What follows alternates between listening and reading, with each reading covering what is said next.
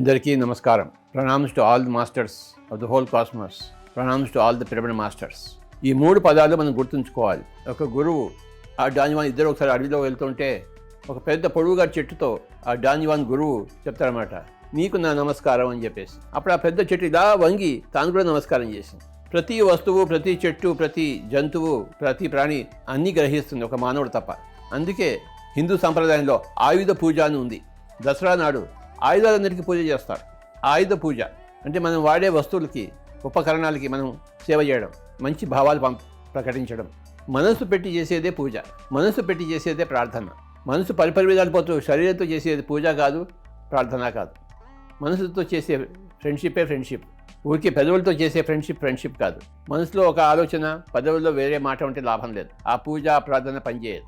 అసలు పెదవులకి, ప్రార్థనకి, పూజలకి సంబంధమే లేదు. అంతా మనస్ యొక్క సంబంధం. యా మతి సా గతిర్భవేత్. మన మతి ఎలా ఉందో మన గతి ఎలా ఉంటుంది. ప్రార్థన అనేది పెదవులతో వచ్చేది కాదు. పూజ అనేది ఈ చేతులతో వచ్చేది కాదు. ఇలా హారతి తిప్పితే అది పూజ కాదు. గంటలు కొడితే అది పూజ కాదు. మనసుతో మనం పూజ చేయాలి. మానసిక పూజ, మానసిక ప్రార్థన.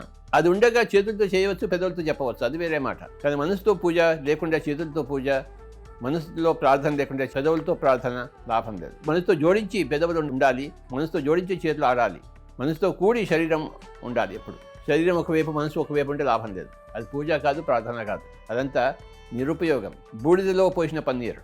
నిజమైన పూజ చేస్తే అది ఎంతో మంచిది, నిజమైన ప్రార్థన ఎంతో మంచిది. ఆత్మ యొక్క పరిణామ క్రమంలో మొట్టమొదటిలో పూజ, ప్రార్థన ఇవన్నీ ఉన్నా, మనసుతో చేసినా కాలక్రమేణా అవన్నీ పోతాయి.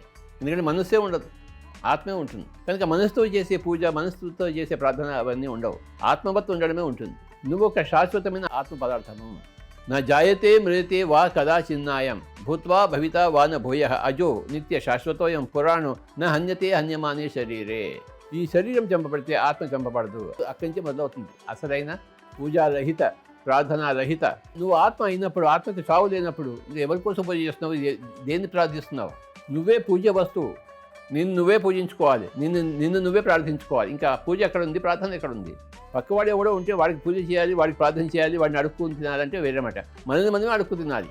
మనల్ని మనం ఎప్పుడైనా అడుక్కు తింటామా? చేయవలసింది చేస్తామంతే. మనల్ని మనం అడుక్కోం. మనల్ని మనం పూజ చేసుకుంటామా?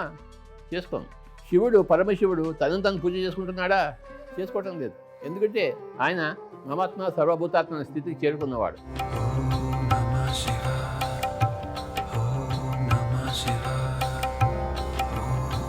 చేరుకున్న వాళ్ళకి పూజ లేదు, ప్రార్థన లేదు.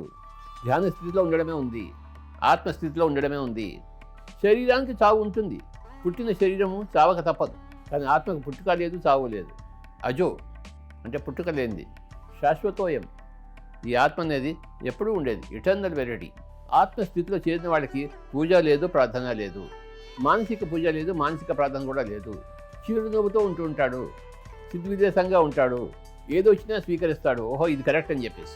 అంతా మన మంచికే అంటాడు. చెడు జరిగింది కనుక పూజ చేయాలి, కొంత చెడు జరిగింది కనుక నేను ప్రార్థన చేయాలి అని ఏది కోరుకోడు. ఏది జరిగినా ఓకే, ఏది జరగకపోయినా ఓకే, ఎలా ఉన్నా ఓకే, ఎలా ఉండకపోయినా ఓకే, అంతా ఓకే. ఆత్మస్థితిలో ఉన్నవాడికి ఈ స్థితిలో ఉంటాడు. I am okay, you are okay. ఈ ఆత్మస్థితిలో లేనివాడు I am not okay, you are not okay అని కొంతమంది, I am okay but you are not okay అని కొంతమంది, I am not okay but you are okay అని కొంతమంది ఉంటారు. 4 రకాలుగా ఉన్నారు. I am not okay, you are okay అనే స్థితిలో ఈ పూజలు, ప్రార్థనలు అన్నీ వస్తాయి. అంటే నువ్వు బాగా ఉన్నావు, నేను మటుకు బాగా లేను కనుక నేను అర్థిస్తున్నాను, నువ్వు నాకు సహాయం చేయి, నేను నీ మీద ఆధారపడి ఉన్నాను. I am not okay but you are okay. అలాంటి వాళ్ళకి నిజమైన పూజ కావాలి, నిజమైన ప్రార్థన కావాలి. వాళ్ళే కనుక నిజమైన పూజలు, నిజమైన ప్రార్థన చేస్తే తప్పకుండా వాళ్ళకి సహాయం దొరుకుతుంది. కానీ ఎవరైతే I am okay, you are okay అనే స్థితిలో ఉంటారో వాళ్ళకి ప్రార్థన లేదు, పూజ లేదు. వాళ్ళు ఎప్పుడు ధ్యాన స్థితిలో ఉంటారు, ఆత్మస్థితిలో ఉంటారు. మమాత్మ సర్వభూతాత్మ అనే స్థితిలో ఉంటారు. వాళ్ళు పూజలు చేయరు, ప్రార్థనలు చేయరు.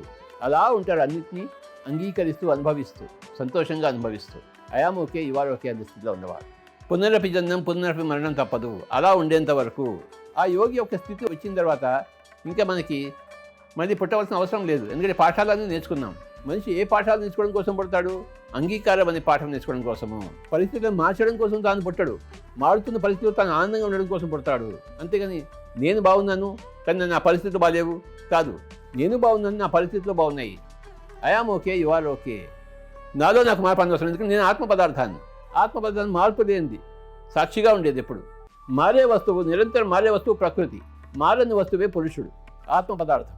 ఆత్మ తన ద్వారా పుట్టిన మనస్సు, తన ద్వారా పుట్టిన బుద్ధి యొక్క కార్యకలాపాలను చూస్తూ సాక్షిభూత స్థితిలో ఉంటుంది ఆత్మ. పైలోకానికి ఈ లోకం వచ్చినప్పుడు ఆత్మ తనతో పాటు ఒక మనసును తెచ్చుకుంటుంది, ఒక బుద్ధిని తెచ్చుకుంటుంది. ఆ మనసుతో పరిపరి విధాల పరిస్థితిని సృష్టించుకుని దాంతో ఇమడలేక ఏడవలేక మొట్టమొదటిలో పనికిరాని పూజలు, పనికిరాని పనులు చేస్తూ దాని తర్వాత పనికొచ్చే పూజలు, పనికొచ్చే ప్రార్థన చేస్తూ తర్వాత వాటన్నిటి కూడా అతీతంగా ధ్యాన స్థితిలో ఉండడం నేర్చుకుంటుంది జన్మ పరంపరలో. సాధనతో సమకూరు పనులు ధరలోన సాధన వదిలిపెడతాడు, ప్రార్థన వదిలిపెట్టేసి, పూజ వదిలిపెట్టేసి సాధనలో వస్తాడు. పూజ ప్రార్థన అంటే ఇంకా నేలని అంటిపెట్టుకుని ఉండడమే, సాధన అంటే అంబరానికి ఎక్కడము, ఎగసిపోవడము. అప్పుడు ఏం చెప్తాడు? నో పూజ, నో ప్రార్థన, ఓన్లీ సాధన. Thank you very much all my friends, all the masters and all the gods. Thank you, thank you, thank you. Thank you very much.